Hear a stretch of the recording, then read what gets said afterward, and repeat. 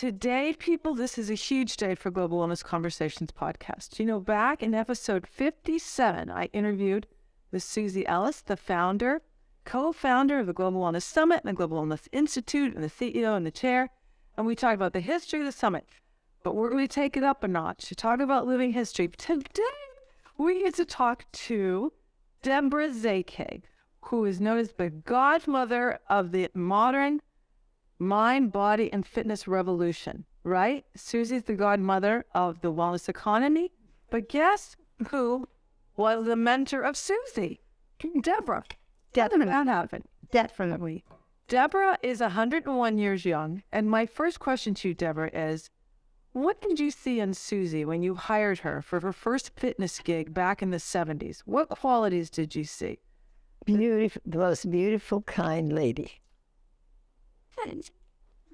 Well, that I agree with, but that's not enough to make a global shout out like she's done. Well, at that time, she was swimming with my sister. Yeah, the story, Kim, is that Deborah hired my twin sister. I have an identical twin, you know, and Deborah hired my sister first, and she was a sea maid in SeaWorld.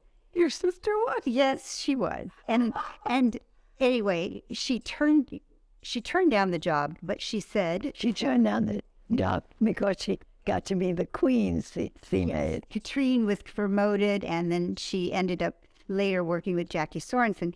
So she turned down, very sadly, the job at the Golden Door, but she told me about it, and I said, oh, I'd love that. And so that's how Deborah ended up with me, because I applied for the job that my sister turned down. Well, I'd like to show you a picture I found. Look at that. Oh, my goodness. To our dear listeners, that is a beautiful... Oh, that is gorgeous. 1970s Barbie doll-looking fitness instructor. Yes, that was in People magazine, I think. At the Golden Door teaching class. Yes. You should have that. I think I might have it, but you send it to me. I will send it to you, and we will put it on the YouTube video so people can see. Yes. It's amazing. Yeah, that is a good picture. Yeah. So when you started, Deborah, it wasn't you didn't start this whole movement at the Golden Door. No. It was Rancho La Puerta. In 1940. 1940. What was Rancho La Puerta for the two people who don't know? Number one, by coincidence, the name was La Puerta, means the door. Crazy. And it was a special welcoming of the idea of the name. And the name went back 100 years, and there is literature about Rancho La Puerta because the Indians used to gather there, and there was a sacred well. But anyhow, we were living in Elsinore, California, and my husband's papers expired, and he went to Mexico City. He couldn't renew them in L.A., and he thought, maybe I can do it in Mexico City. They won't be as knowledgeable. This is a long time ago, etc. And he couldn't renew it. So he came to the border. He had three things. I was in Elsinore, where we were about to do a summer school. We did 2 summer schools of 3 weeks each, in which we talked about philosophy and health and the future of the world. And how old were you at the time, Deborah? 17. Oh, my goodness. And I got married. Your husband was a philosopher, a Hungarian philosopher. One of the reasons we married was to help him get papers. Nice of you. He was my mother's guru. She admired his work, but she was married already. She couldn't help him. But to me, when they proposed the idea, I thought, well, that was a way, because he was the head of the British International Health and Education Society. And I thought it would be a way for me to get out. We were sort of poor, to get, and living in health nut places and all these being one of them. You guys were fruitarians, I recall. Exactly. My mom was an incredible person, but anyhow. So I thought, well, that would be a way to get out. We're going to go to England. He's head of the British International Health. I'll get a divorce, and I'll be at a different level. Free woman. I didn't realize that we would stay forever together until shortly before he died. But that was... So that's the story. So the whole story ended up being very different, but good for us, all of us in the world of spa and wellness, that it took the turn that it did. So they started at Rancho La Puerta, which means the door. And $17.50 a week, bring your own tent.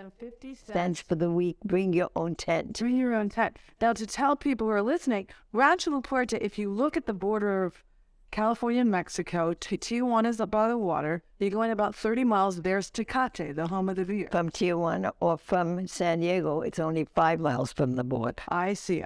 So that was where that ranch was. You got the land. We rented a house, a little house with land around it. It had no boundaries. I mean, it was just a place. The house had no windows, no doors, but it had holes for windows and doors, and it had a dirt floor. We would not, it was just for that summer school, for that 1 year. But when my husband could get no papers anyplace, we had to stay there 9 years. 9 years? 9 years. I mean, before he got papers. Yeah. So at the end of the night, when he got his papers and the war had ended, we decided this was home. And you've always embraced Mexico and the culture. And the people were wonderful. Yep. And I spoke Spanish and had spoken Spanish because my mother had taken us to where the professor was teaching in Uruapan. And so I already spoke Spanish. And where were you living? We were in Uruapan and in Michoacan. Michoacan. Okay. Got that. Now, back then, that was what year was that when you founded the ranch? Was it 1940? 1940. 1940. Okay, that's 1940. Go forward 80 years. What does the ranch look and feel like today? Well, everyone tells me that it's the Garden of Eden. It's really, really, really beautiful.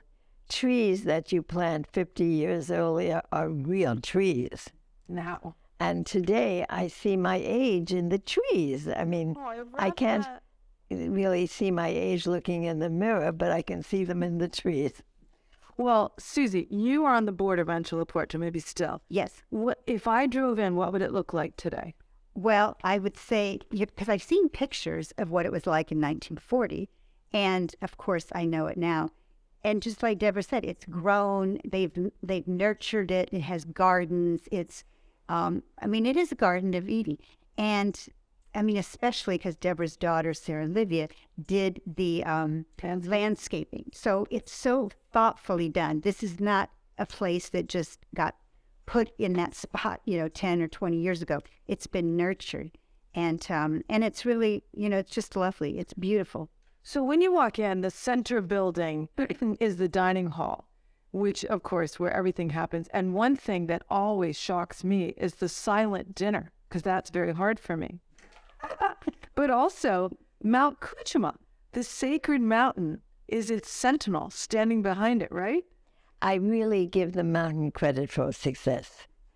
I think the mountain got bored just standing there, and it enjoys watching all the things going on. I think that must be true. You have 60 classes a week for every level. You have haciendas, villas. You even have residential properties now. Yeah. We've been growing. Slow. Very slow, but very steady. Very firm foundation. Now, in the beginning, you called it Rancho La Puerta Fitness Resort. Why? Why did you put to identify it? It was a fitness. We were the first and we advertised first fitness, European-type fitness resort in America. Actually, there were none in Europe, but it sounded good on the ads. The first European fitness resort. Because fitness back then was what it was. There was just Jack LaLanne. There was just Szekely. So, Susie, why didn't you specialize in wellness in the 70s? Well, in the 70s, she created the term. We did not use the term wellness. It was really, like Deborah said, it's fitness Some people said spa. A few people said fat farm, which we didn't like. Right. But it was places where people would come to get healthy and get fit. And Rancho La Puerta and the Golden Door, which Deborah founded years later, are still, the program is so similar to what it was in the beginning. It hasn't changed, really.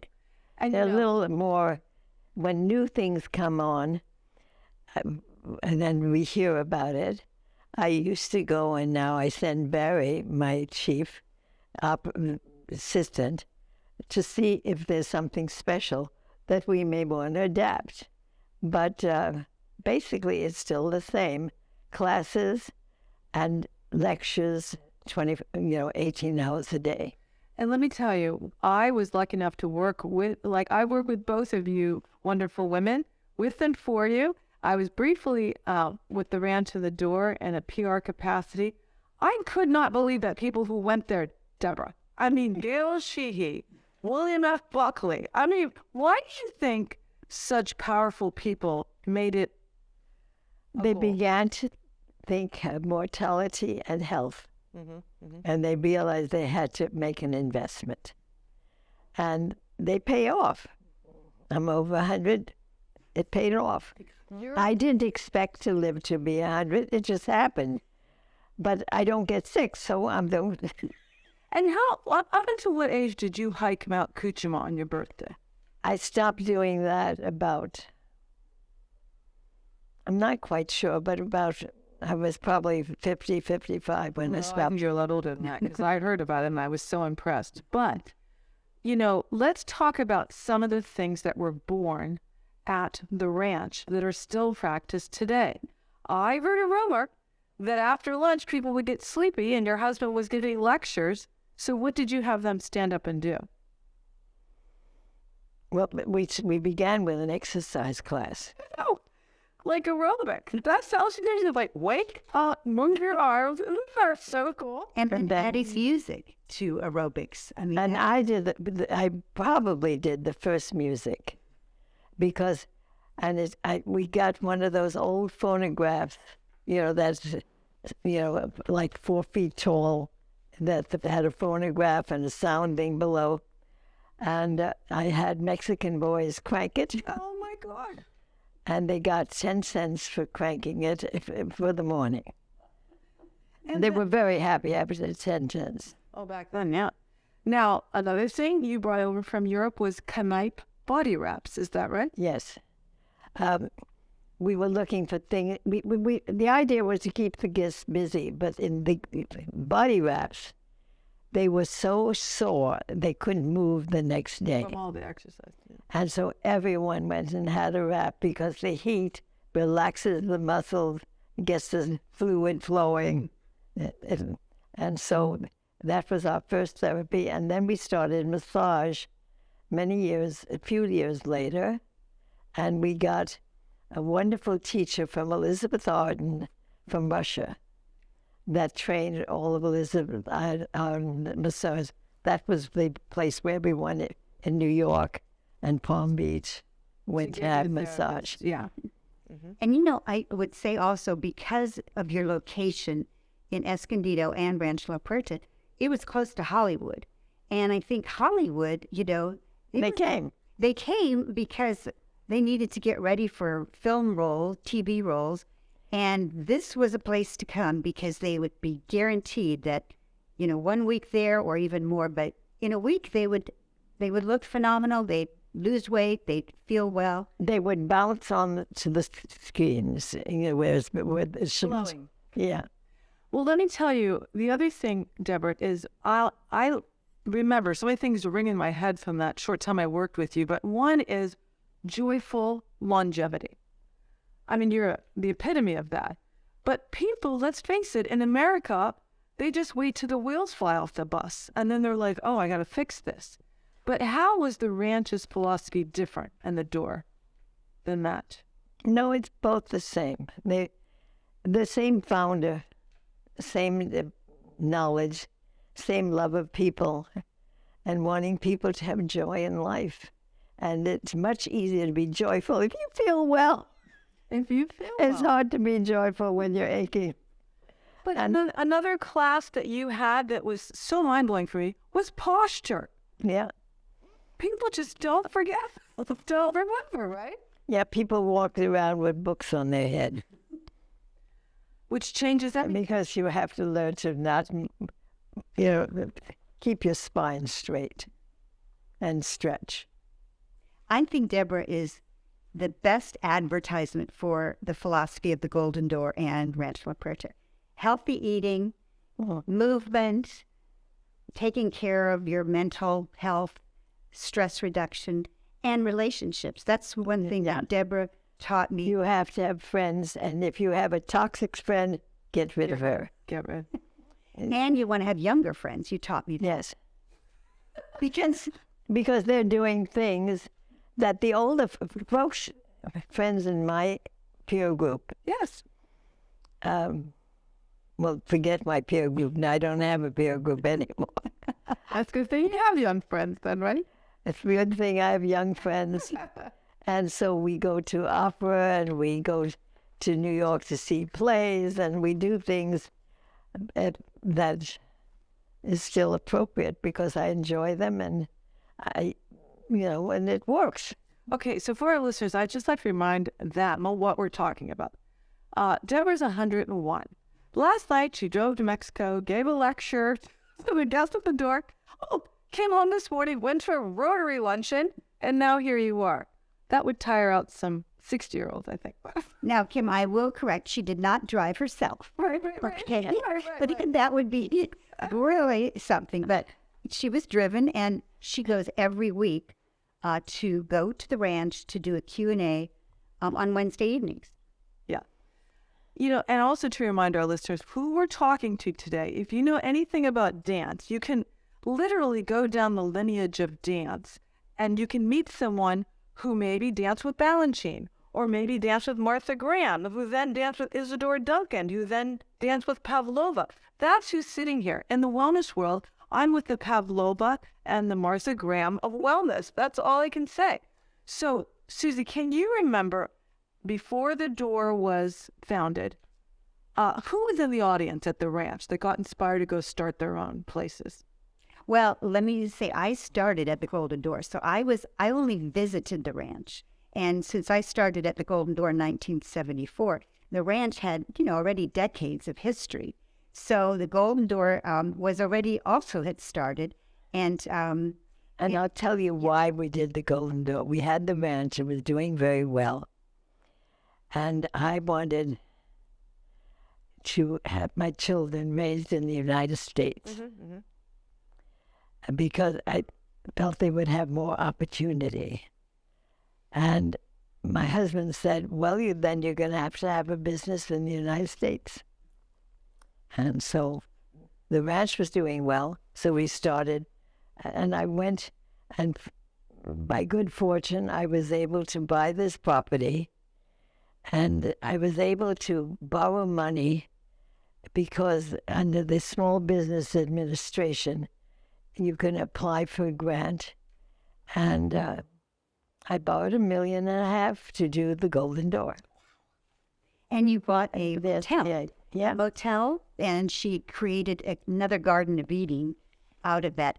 And what Deborah did that was so attractive, yes, it was all of this, fitness and movement and treatments and all of that, but it was beautifully done. The rooms were luxurious. But Asian themed, right? More Japanese. Not in the beginning. Oh, I didn't know that. The first Golden Door was a motel with a circular kind of thing that you'd have. Cars would drive in front, and we got rid of the cars. They couldn't come in front, and we planted lawns, and they were building a highway nearby, and I got permission to mark rocks that I'd like. And so this is how we got Japanese, because the rocks, I did a little pond, maybe 8 feet, but 6 feet, and then I'd have it surrounded by rocks and looked wonderful. So because the cars would drive in and you have this big center space. And that was the first garden I created. So the Golden Door initially was this motel that each room, I remember, had a different color. Yeah. Some of them were French. They had different themes, all very beautiful. And people wore pinkies. I remember that everyone was in pink. We bought white sweatsuits and dyed them in pink. We took them to the laundromat and emptied envelopes of pink color. I didn't know that. I did not know that. You can't buy pink. You couldn't buy pink, at least not at the wholesale price. They may have had some fancy pink ones, but I bought the standard white sweatsuits. Interesting. She's a good business person. And when I arrived, they had, as Deborah said, they had to move because the freeway was going to necessitate their move. And that's when she was able to build a new Golden Door. And she and get the SBA's loan. Yeah. Oh, I see. And then it became this Japanese. She went to Japan, traveled with her architect, and they built the most beautiful, which is still there, still beautiful. And it had that surrounding of being serene and healthy, helping people to relax and recharge in a Japanese garden setting. So it was really very visionary. But it's the philosophy of my husband still permeates what we're teaching. The simplicity and nature and values and friendship, all that is part of the week. Okay, so true confession. I was just a silly girl from the Midwest. Like, what did I know? And when you hired me, you made me go stay at the door for a week. And I told Susie that after the week was over, my boyfriend called me at the time. And he goes, I need to speak to Kim Marshall. I said, this is her. He goes, no, I need Kim Marshall. Because I was so chill and relaxed after that. And then our mutual friend, Deborah Len, who we love, the late Len Torres, helped me create an ad for you that you approved of a woman in the beautiful Japanese robe sitting against a barrier at the door, staring at your meditation garden. And you know what the headline was? Woman at work. That's good. That's wonderful. That would work today. Yeah, that would really work today. It makes me cry. No, I'm going to have to repeat that. Yeah, so these things stick with them. Now, we want to tell our listeners, too, that women can be inspired by you, too. I mean, literally, the things that you've done, both of you, with your career. Deborah, excuse me. We started from scratch, both of us. Right? Well, Deborah is the real pioneer. She was the first woman, in Sombi. She was also head of the Inter-America Foundation in D.C. Well, I went on later on. No, okay, so after the ranch, after the door, you said, okay, let me try this. You had things running. Well, I was 60, and I have always spoken of life being 3/3. The first third is growing up and getting an education, and the second third was making enough money to enjoy the third, and then you do whatever you were dreaming. In other words, you're 30 and you're 60, and the world is there waiting for you. You had all these experiences and everything, and you have the money to do whatever it is you want to do. And so 30 in the first 30 years growing up, second 30 years is making as much money as you can. Yeah. Find something and start working. And then the world is your oyster. It's an old term. So you decided at 60 to go try to work in Washington. Yes. Okay, what? So what are some of the takeaways from that experience? Well, in the primaries, I ran for Congress. And I wanted to know, what does a congressperson do? And there was nothing to read. And so I engaged 12 retired CEOs of congressmen, their chief administrator. And they created Setting Course, which is a book now in its 17th edition. It is for a new congressperson to say, oh, I was elected. Oh, I won. Oh, what am I going to do? So that begins with the first 90 days, because you have to close your home and make arrangements and everything, because commuting is not really ideal, and to enjoy Washington. And so I just collected people who could write and do these things, because I did not. And so it was a wonderful experience. And then I stayed in Washington when I finished doing that, and I worked with poverty issues. A lot of philanthropy, a lot of satisfaction. Yeah. Being able to give. When you received so much, you're stuck. You have to give back. So, to you, Susie, everybody has mentors. They have key people in their life. You just had really good taste in mentors. Deborah was my mentor. I didn't really need many others. I didn't need any others. And I'm just, one of the main things I learned early on when I met you is you were talking about how valuable volunteering is. Yep. Because you learn so much. And when I was, such a young person in my 20s, I wasn't thinking about volunteering, but I was hearing what you were saying, that you learned so much, because when you're volunteering, I mean, it's like you have more jobs than just the job. And more friends. You have a cadre of friends. Today we went to a Rotary meeting, and I went there to honor a friend who was being honored. And when they introduced some of the VIPs there, they introduced me. Everybody stood up because they knew me, because I'd asked them to do something at one time or another. Right? Because I was always asking people. I was always getting involved in things and getting the community supporting, because you can have an idea, but you can't really carry it out alone. You can't. And the thing that I love that you did was, as busy working career women, which you guys have always been, you still are at 101, you can get a little impatient with women who don't really hold down a job.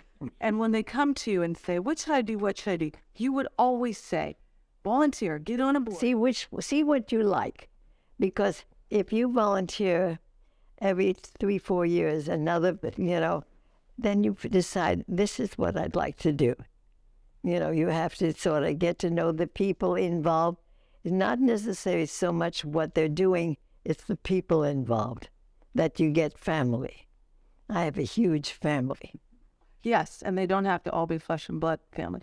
Susie, what else did Deborah teach you? Deborah also taught me how to treat employees.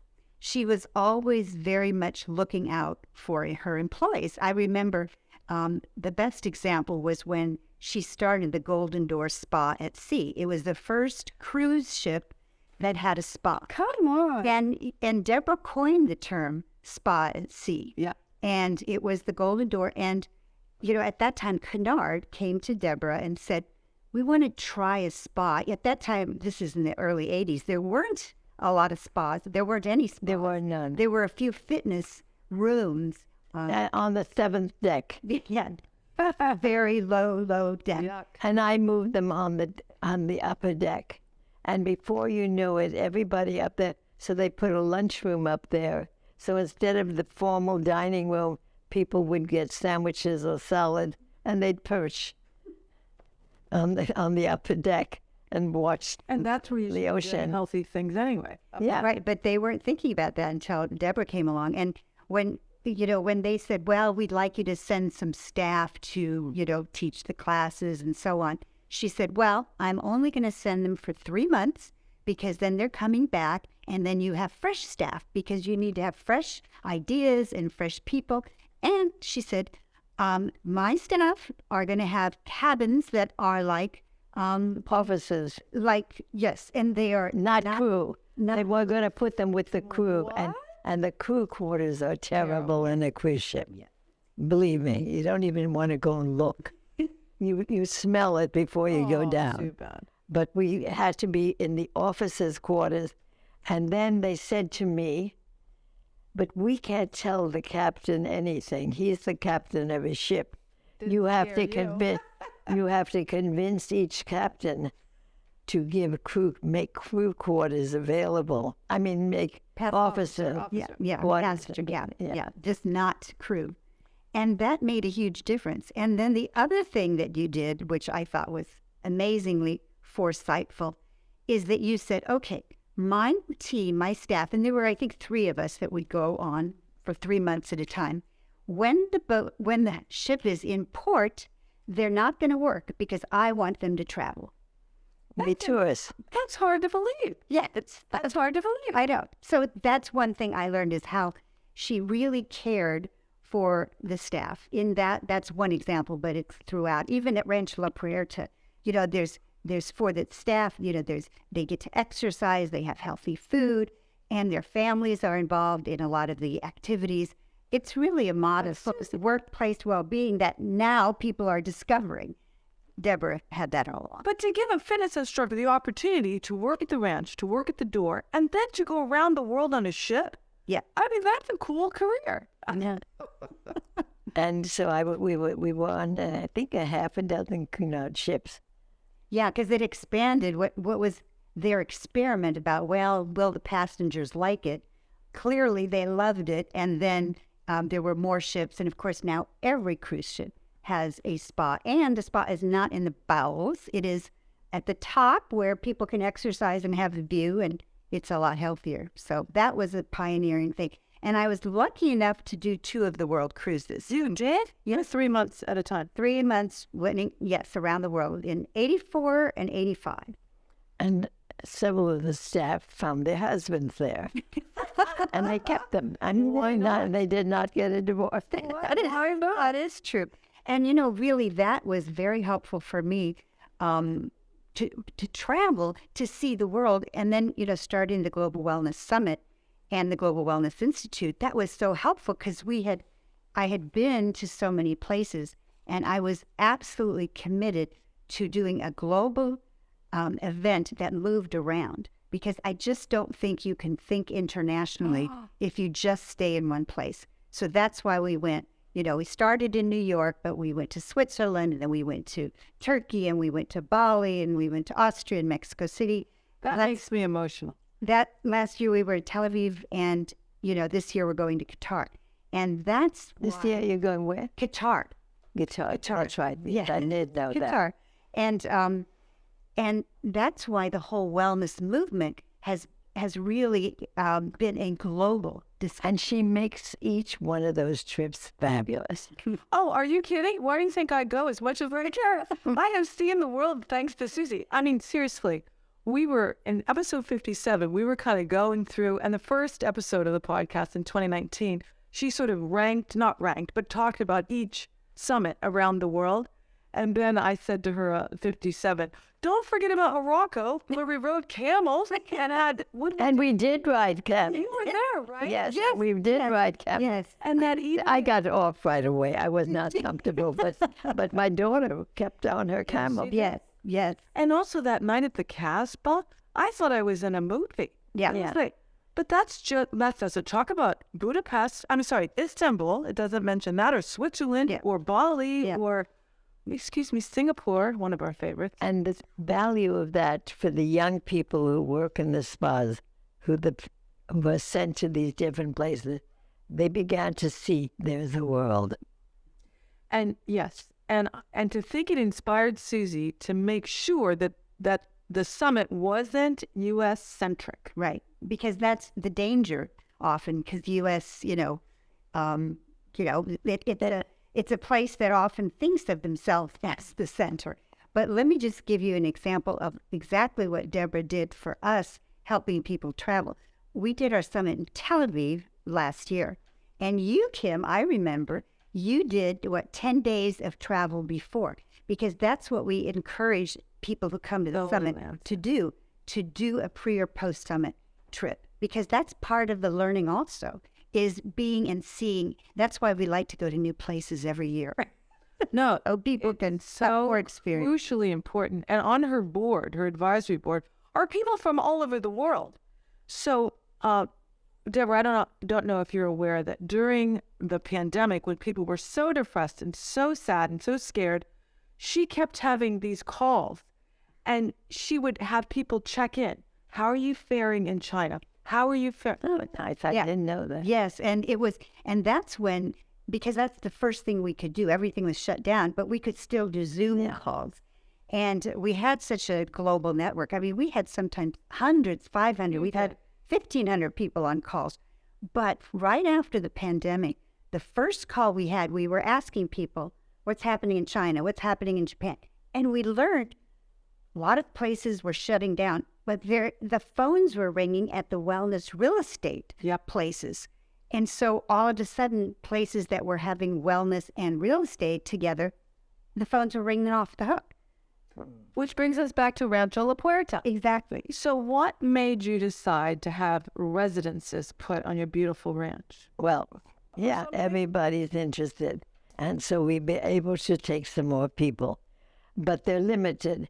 But the ranch cannot grow itself because then they would lose the companionship, the whole feeling, the whole relaxation and joy. It has to stay. And it is 150 and that's it. So we had to do something else to get extra income and not have to raise rates. But these are also, if I remember right, eco-friendly residences. Oh, yes. So that brings me to your charge to the members of the International Spa Association, which isn't very international. It's pretty U.S.-centric. But what did you tell them about, 15, 20 years ago about sustainability? I said we have to start green spas, ecologically sensible, friendly to nature and to each other. Because why fix your body if you're killing the earth? Right? Yes, yeah. And so there's a green spa network, and I'm proud of them. You should be. They really took it. They said, Deborah told us, and they went forth. At one of the meetings, I closed the meeting telling them to go home and do green spas. She did. You know that probably. Well, I know that every time Deborah speaks, and thankfully she's come to several of our summits, and she always gets a standing ovation. It's because she's so inspiring. And sustainability, I don't think we even used that term back when she was talking about gardens and nature and, it just made clear sense. The earth. And we talk about people starting vegetable gardens in their own home.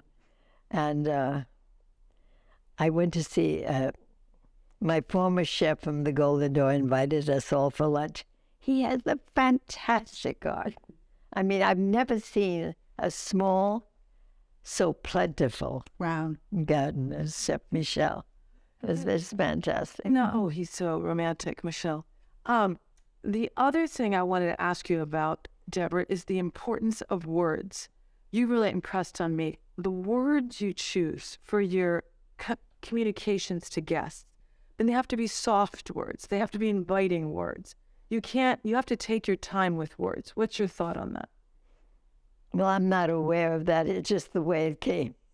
You really were that way. And I remember you saying, don't use more words than you need. That's something that I am guilty of. Too many words. And you would go through, you don't need this one, you don't need that one. You write a thing out, and then you read it later on, not the same day, Right. And then you cut, and then you read it again the next day, and you cut, and then you're okay. And that's how I work. I mean, it's been very effective, because the thing that is important is doing everything right. And doing everything right means it has to be very legible and the message has to be clear. But it also took you to the place. I mean, Susie, what are some of your mottos? Coming together, building the future? Yeah, the Global Wellness Summit is joining together, shaping the future. There it is. That's nugget. Lovely. And It's very few words. And it sticks. And it's lasted for 17 years. Yeah. And that's what we still do. We join together, shape the future. And then the Institute is empowering wellness worldwide. That's short. And that's short too. And because a lot of people have these long mission statements, I get lost. Yeah.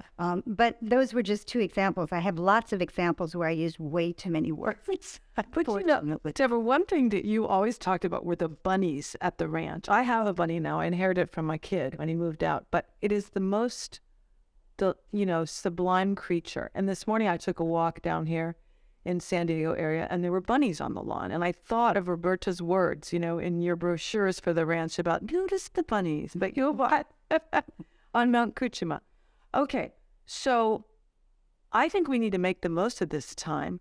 My waitress last night, I ate at a beautiful restaurant in Encinitas up on a cliff over the ocean. And I said, I'm going to talk to two of the most famous people in wellness. How old are you? She said, 25. I said, what do you want to know from them? And she said, just ask them how I can set my goals for the future for wellness, but still meet all the demands of my life and fit wellness in my lifestyle. Isn't that interesting? That's not easy to answer. It's just a matter of not allowing yourself to be distracted by other things. If that really is your goal, then you should stick to it. But I used to spend Sunday nights, because I had so many things to do and I was running several businesses, I would write out what had to be done in the next week. And then I would take a black pencil and cross out everything that was not essential. Wow. So there was some freedom. I mean, just writing it out, you sort of can picture it and see it. And Sunday nights was my work night. And I think it made a big difference, because then in the morning I didn't have to yell at my kids. It was all, I wasn't that rushed. So that's editing. She edits her words. She edits her to-do exactly. list. Good way. Well, I'll remember that. I'll say, I'm editing.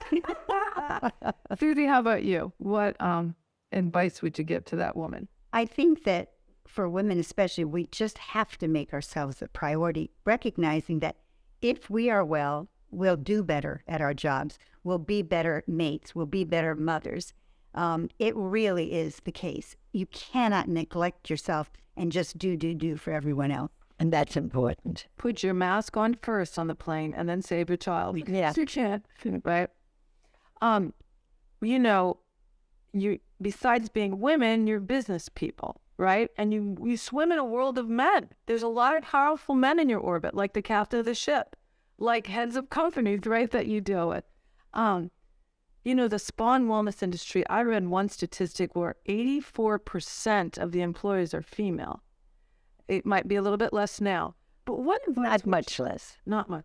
What advice would you give to female business leaders?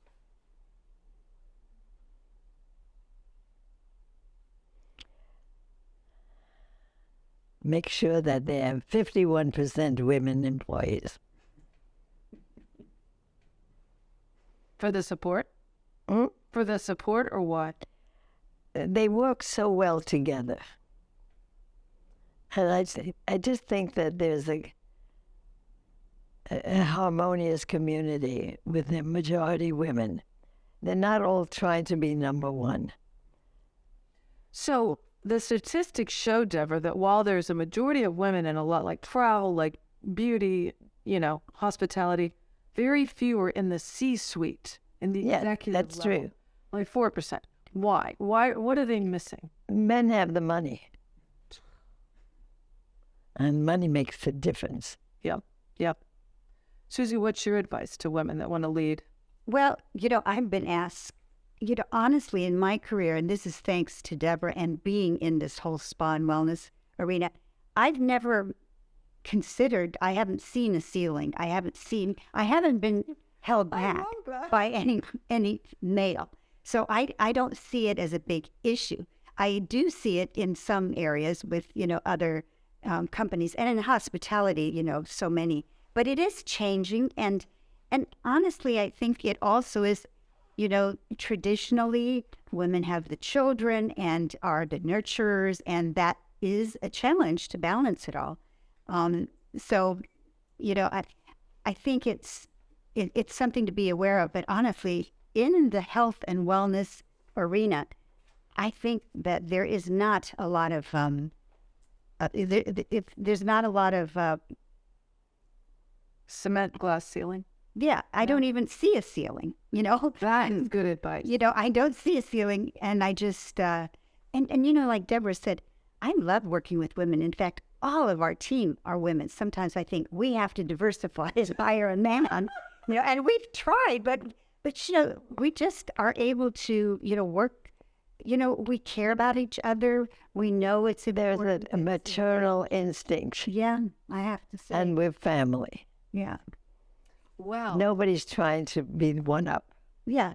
We don't, our hormones are different. Well, that's for sure. Now, let's go a little bit further back, memory lane, than the Global Wellness Summit. And that was around the early 90s when I was on the board with Susie of the International Spa Association. And Alex, your beautiful son, was the president. Yeah. And one of the things that just, I have told Susie this before, I will never forget, is he used to bring things to the board meetings and he would show us pictures and things and read us quotes. But one that just stays in front of me all the time was a Japanese painting. It was just a little black, you know, branch and a little bird on it, and the rest was white. And he said, see that white? That's the potential of the spa industry. That's where it could go. So he dreamed big. How did his dreams inspire you, Susie? Because you knew Alex pretty well. Well, Alex and I worked together with iSpa, and, you know, we worked really well together because Alex was a visionary. He loved to be, you know, he had ideas, and And she's a visionary. So Yes, I think so. well, I guess I've become that, but I also do the work. Yeah. You know, I'm kind of a detail person, so I was happy to do the details, and so we worked well together. For the audience, they may not know that Alex passed away, unfortunately, of melanoma. And what year was that, Deborah? Do you even? He was only 42. Yeah, he was 42. And it was such a loss for the whole industry, obviously, you know, family and so on. And that's one thing I know about Deborah. She has not had a perfect life. It's Right. not like everything has been, you know, rosy. I mean, she's had, you know, some really tough things, and she's gotten through those. And it's such a great example and inspiration. Yeah. I did have to tell you this before I came. I thought of this, Deborah. Alex was surrounded by girls on the, you know, like we said, on the board, and most were single. And we were all like in romances, doing whatever. Do you know, after he got married and had his first baby, he was so in love with that boy, of course. He would bring the baby's picture to the board meeting and set it on the table. And he just stared at it and smiled. And then he would look at us and say, don't miss out on this. Have a child. I don't care how busy you are. Please do it. We're like, okay. And most of us did. Oh, wasn't that sweet? yeah, and he was very, very happy. Yeah. So, what made you go international, Susie? Why did you have the courage to really, truly go global? You know, my mother, who Deborah knew, was from Germany. So my parents were German, and I was born just a few weeks after they came over. So I had relatives in Germany. So going to Europe was something I did very regularly. So I felt a little bit more part of the international. And it was my mother that always said, you know, it's not all about the U.S. Wow. You know, and she really recognized it's important to travel, and, you know, so it was not, you know, not even a question. And the other thing that I would say is I did attend the World Economic Forum twice in Davos, and that was the inspiration for the way we put our events together. And that was global. And let's face it, now we're all global citizens, and, you know, we're all connected with technology and wellness and spa and, you know, anything we're talking about. You know, it's a global conversation now. It's not just one. You know, planes can take you from one place to another. Right? And we sure make use of that. But one thing, a skill that Susie has, I don't know how she learned it from you, but I think it's your cool nature. She sees that different cultures sometimes have clashes. Different groups, like you told me about the Hot Springs group, were really getting along. But she has a way of just smiling and letting them work it out, like kids on a playground. And what is your philosophy with different cultures, different ideas, introducing new initiatives? Well, fundamentally, we're all people that are very similar. And maybe also because at the Golden Door and at the ranch, there are people from international. It's not just all Americans, even though that's the majority. And, we have a lot to learn from each other. So respecting and learning from them, listening, it's just a joy. And it's dull to be with the same people all the same time. It's exciting, and you put your best foot forward, and that becomes a habit in times. And, so grateful they are. I see at the summits that their opinion is being asked. Yeah. They're super grateful. And I was saying, Deborah, we never, when you do something new like a podcast, you never know who's listening or whatever, right? I was in Tel Aviv, and 3 attendees of the summit came up. One from Israel, one from Austria, and one from South Africa. Oh, I know you, Kim. I listened to every episode. I was like, what? So that to show you how you can inspire people. We can't forget to say that in this living legacy, this living history of the wellness industry, who's been inspired? I mean, I think it was just this week, Deborah, we lost Mel Zuckerman, the founder of Canyon Ranch. But the reality was, where did he get his inspiration? What fitness trip did he take that he got inspired to start Canyon Ranch? He went to the ranch, Rancho La Puerta, right? I'm not sure. No, I didn't know him. That up before. I didn't know him then, so I can't say. And may I interrupt? Because I heard, and we're part of the inner circle, that he also went to the Oaks, to Sheila Clement's place. Yeah. So, But the Oak's still there? Is it? No, I guess it They is. sold it, yeah. Yeah, but it's not a spa anymore. No, it's not. Yeah, Because Sheila passed away too, yeah. yeah. She was indefatigable, but she was very good, Sheila Clough. Yes, she was. She was very good at making spa accessible to every income. Yeah. And she worked with me for a while. I didn't know. Who doesn't work with you, Deborah? And okay, speaking of which, and also Esalen. The 2 founders of Esalen were at the ranch, and they got inspired to start Esalen. Okay, so in speaking of who has worked with you, you've been a guiding light for a little bit over a century, or almost a century, because you were 18 or 17 when you started. What do you predict will happen to wellness in the next 100 years? Well, I won't be around, so it's a little... I won't either. I would hope that they would go back to the old knowledge about you are what you eat. Those are the basic things from Hippocrates. And that awareness, so when you're eating these combinations of 8 and 9 and 10 ingredients, you look at the ingredients, even on health things that you buy, there's 20 ingredients. The stomach is not prepared to digest so many things. It takes 4 hours to digest your lunch or dinner or something. So I teach my guests, don't snack. Allow the stomach to extract all the values from the food. And so you have breakfast, lunch, and dinner, and you try this to be well balanced. You know about vitamins, and you know minerals, and you know about protein, and you know about calories. And it's all very simple. And, you don't need all these complications. It's just basic knowledge, and just stay with that. There's not going to be a breakthrough that's going to give you eternal life, but the breakthrough is that simplicity, and at all times doing what you know is right. Well, I couldn't have said that better myself. Susie, what do you see? My hope is that, all the money we're spending on healthcare, which is a lot, 70% of healthcare dollars are for preventable things. It's lifestyle related, just like Deborah was saying, that all that money is not necessary because people don't get sick to begin with. And they do the things like the simple things, eating healthy, walking, reducing stress. So eventually that will become the norm. Prevention is the norm, and people don't get sick. And then, there's so much research now. That's one advance, that there's so much research now that shows. Deborah was doing it because that was their philosophy. But now the research shows the value of exercise and eating healthfully and simply and reducing stress. So I'm very hopeful and optimistic, actually.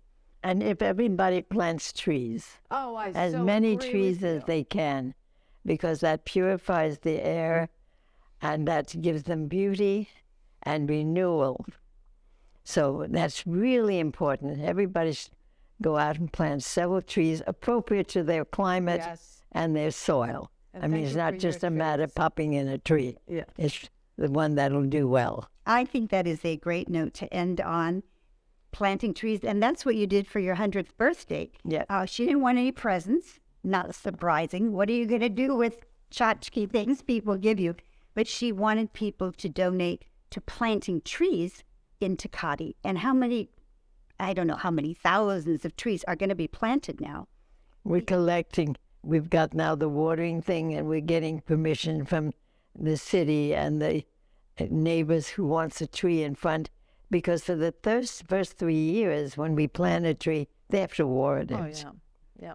I mean, we will take general care, but they have to participate in the life of the tree. And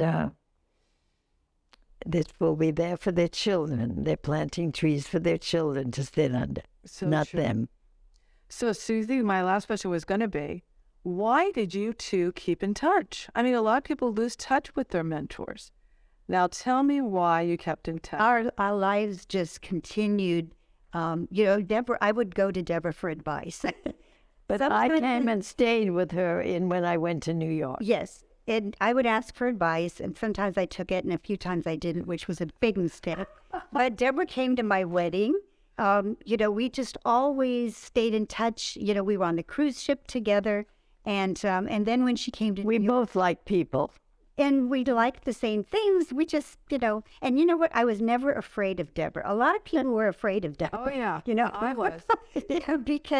Because she was such a good business person, and she was powerful, and she was direct. Yeah. But I wasn't afraid of her. I respected her. And then I think when you wrote a book, we traveled a little bit, because I was in the book, I guess. You had me do the exercises in the book. I don't know. I think it's divine intervention. We just stayed in touch. It's Mount Kuchuma. It's Mount Kuchuma, it's Deborah, and it's just always been that. And now, here I am in San Diego at the URSA event, and I'm staying with Deborah. It's like staying at my mom's house. She knew my mom, et cetera. So, and her birthday, 101, is going to be on the 5th, right? May 3rd. May 3rd. Just down the road. Yes, just down the road. Well, Deborah, we can't thank you enough. This is just such a delight to be able to talk to, Pavlova and Martha Graham of the wellness industry. And thank you for taking the time, for your determination, for your joyful longevity. You inspire us all. Thank you for the opportunity. Sure.